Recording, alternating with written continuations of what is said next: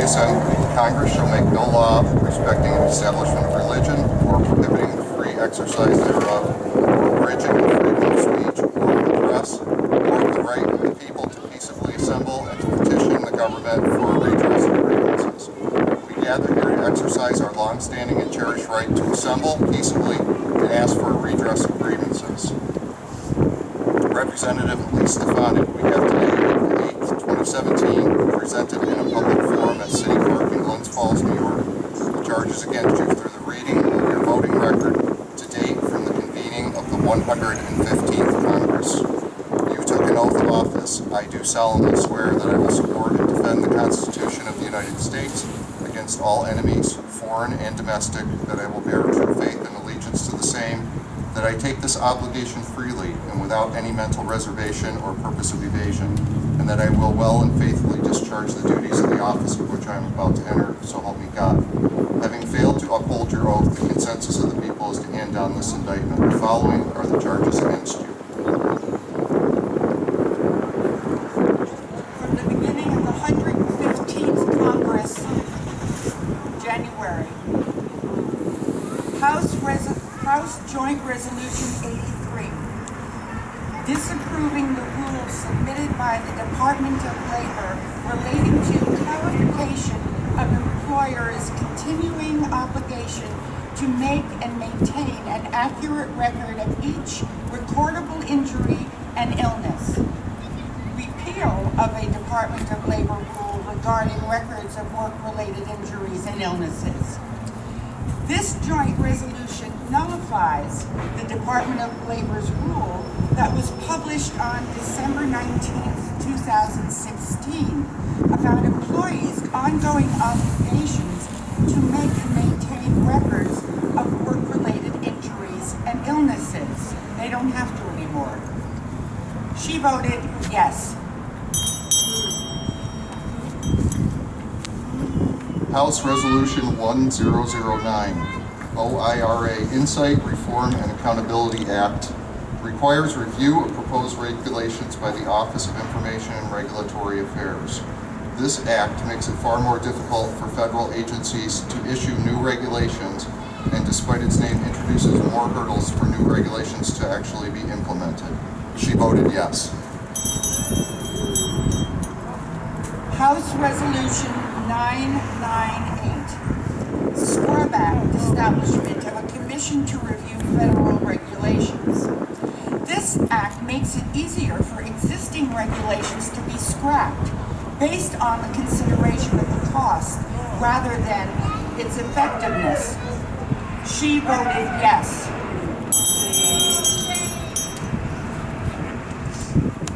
House Resolution 43, providing for congressional disapproval under Chapter 8 of Title 5 United States Code of the final rule submitted by Secretary of Health and Human Services relating to compliance with Title 10 requirements by project recipients in selecting subrecipients. Repeal of a rule requiring state and local governments to distribute federal funds to qualified health centers even if they perform abortions.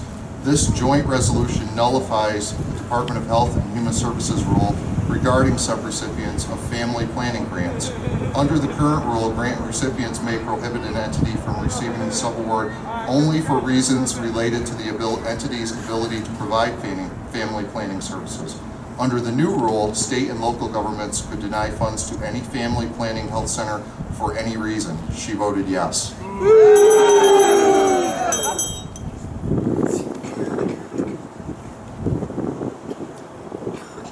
House Joint Resolution 66, disapproving the rules submitted by the Department of Labor relating to savings arrangements established by states for non-governmental employees.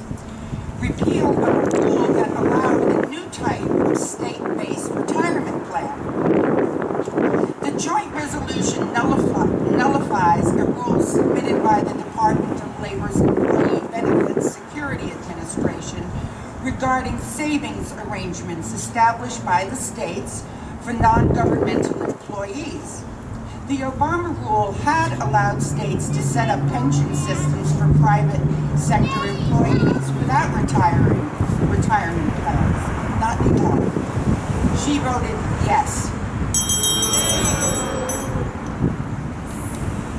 House Resolution 67, disapproving the rule submitted by the Department of Labor relating to savings arrangements established by qualified state political subdivisions for non-governmental employees. Repeal of a rule that allowed a new type of retirement plan established by local governments. This is similar to the one Agatha just read. One allows for state retirement plans, the other one allows for your local government to set these up. The Obama rule had allowed local governments to set up pension systems for private sector employees who don't have retirement plans. She voted yes. House Joint Resolution 58, providing for congressional disapproval under Chapter 8 of Title 5 United States Code of a rule submitted by the Department of Education relating to teacher preparation courses and issues. Repeal of a Department of Education rule on teacher preparation programs. This guts the Higher Education Act of 1965 for teacher preparation programs. She voted yes.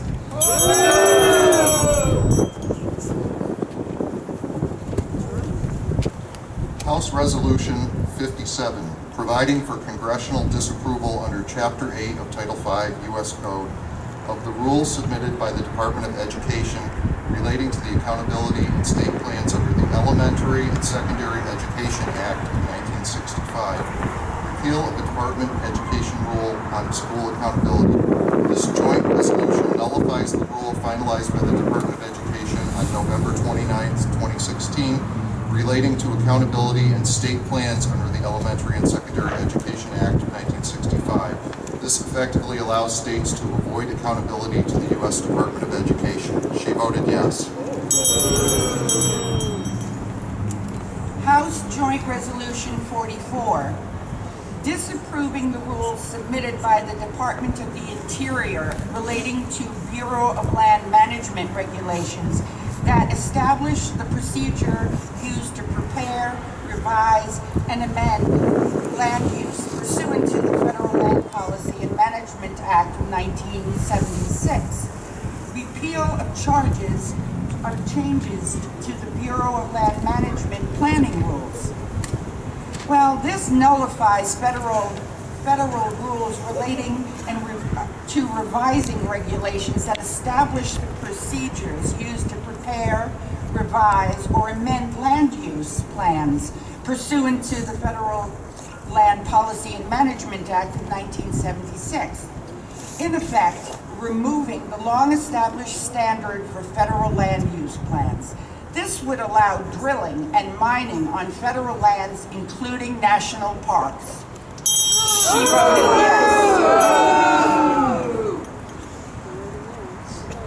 House Joint Resolution 40, providing for congressional disapproval under Chapter 8 of Title 5 United States Code of the rules submitted by the Social Security Administration relating to the implementation of the NICS Improvement Amendments Act of 2007.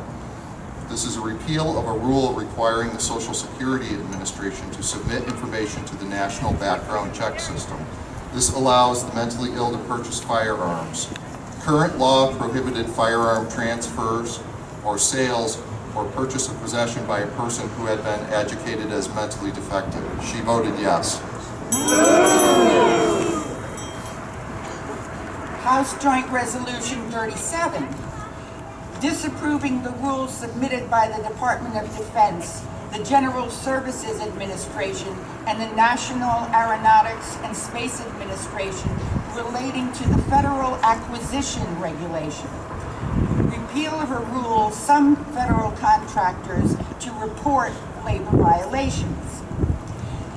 This allows contractors to avoid compliance with labor laws. She voted yes. House Joint Resolution 41, providing for congressional disapproval under Chapter 8 of Title 5 U.S. Code of a rule submitted by the Securities and Exchange Commission relating to disclosure of payments by resource extraction issuers. This is a repeal of a rule requiring energy companies to disclose payments to foreign governments. This repeals the rule mandated under the Dodd-Frank Wall Street Reform and Consumer Protection Act, which requires resource extraction issuers to disclose payments made to foreign governments for the commercial development of oil, natural gas, or minerals on public lands. She voted yes. H.R. 7. No taxpayer funding for abortion or Abortion Insurance Full Disclosure Act of 2017. Permanent ban on the use of federal funds for abortion or health coverage that includes abortion. This bill amends the Internal Revenue Code and the Patient Protection and Affordable Care Act to prohibit qualified health plans from including coverage for abortions. Qualified health plans sold on health insurance exchanges are the only plans eligible for premium subsidies and small employer health insurance credits, and fulfill an individual's requirement to maintain minimum essential coverage. Currently, qualified health plans may cover abortion, but the portion of the premium attributable to the abortion coverage is not eligible for subsidies. This bill punishes poor women by denying them health care choices. She voted yes.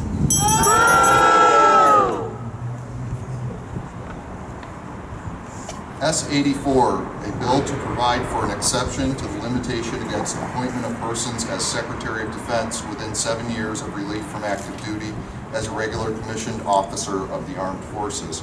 This was a waiver allowing James Mattis to become Secretary of Defense. The Secretary of Defense position is supposed to be a civilian position. Mattis is a military officer. She voted yes.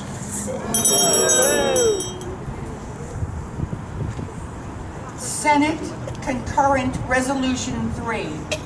A concurrent resolution setting forth the congressional budget for the United States government for the fiscal year 2017 and setting forth the appropriate budgetary levels for fiscal years 2018 through 2026. The budget resolution to repeal the Affordable Care Act. Another vote to defund ACA without offering any replacement for it. This provision effectively allows the House Budget Committee Chairman to exempt from the points of order health care legislation that qualifies for the reserve funds in Title III. She voted yes.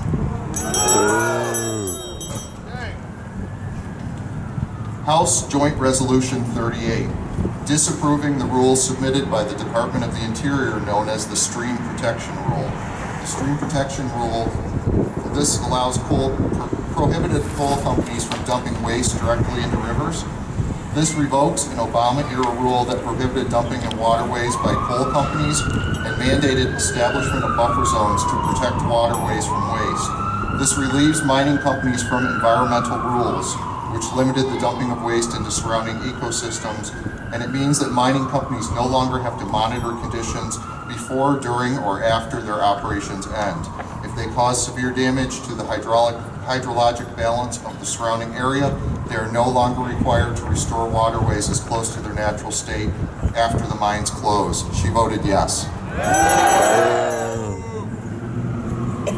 House Joint Resolution 41, providing for congressional disapproval under Chapter 8 of Title V United States Code of the rules submitted by the Security and Exchange Commission relating to disclosure of payments by resource extractor issuers.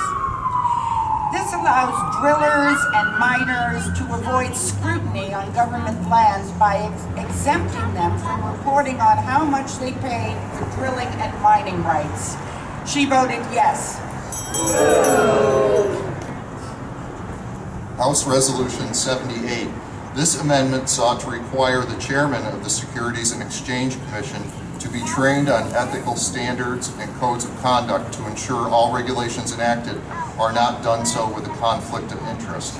This bill required training on ethical standards for the SEC chairman or chairwoman. She voted no. House Amendment 42, an amendment to House Resolution 78. The amendment sought to require the chairman of the SEC, Securities Exchange Commission, and his immediate family to divest from too big to fail banks. This just includes or in charge of oversight. She voted no.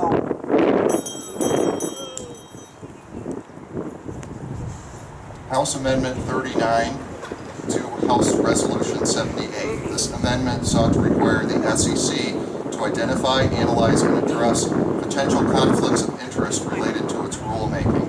This also allows corruption by SEC officials with an official government stamp of approval to do so. She voted no.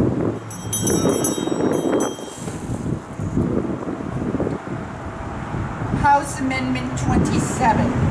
This is a vote to approve or reject another amendment to H.R. 5, House Resolution 5. The amendment sought to exempt from the bill a rule that pertains to workplace health and safety and that is necessary to prevent or reduce the incidence of traumatic injury, cancer, and irreversible disease at mining facilities. This vote reaffirms Ms. Stefanik's opposition to protecting workers and workplace safety rules. She voted no. House Amendment 20 to H.R. 5. This was an amendment to prohibit agencies from impartially communicating with the public in order to generate support or opposition to a proposed rule. This prohibits agencies from releasing information on pending rule changes to the public so we can weigh in with our opinions. She voted yes. House Resolution 40, providing for consideration of the bill H.R. 78 to improve the consideration by the Securities and Exchange Commission of the costs and benefits of its regulations and orders, providing for consideration of the bill to reauthorize. This allows the Securities and Exchange Commission to ignore regulations if it benefits Wall Street firms, regardless of its effects on investors and their retirement accounts. They are no longer bound to act in the best interests of their clients. She voted yes. House Amendment 8 to H.R. 26. This amendment sought to expand the term special rule to include any safety product rule governing products used or consumed by children under 2 years of age.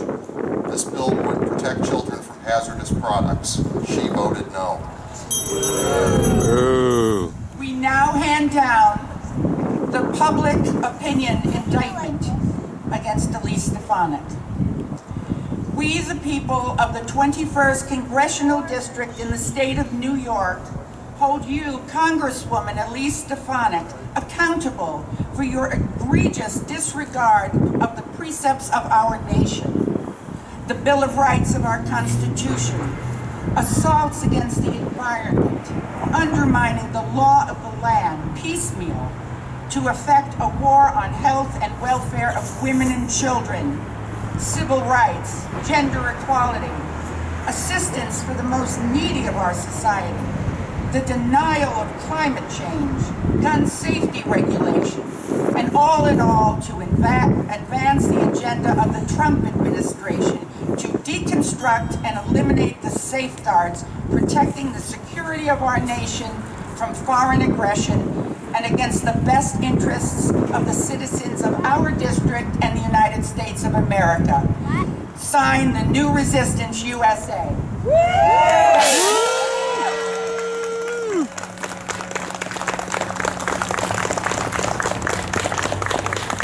I'd like to thank a few people here. Drew Monty, I'm Agatha Stanford. I don't thank myself.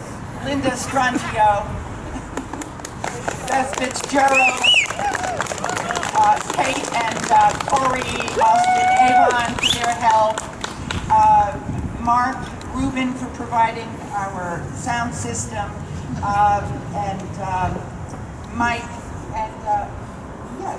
Hilton Music Center for providing our gong. We now have our activist and singer-songwriter Neil Hare to perform for us. Here he is. Thank you, Neil.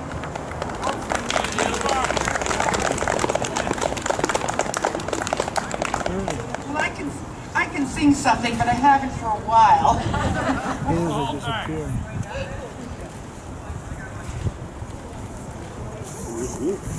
Neil.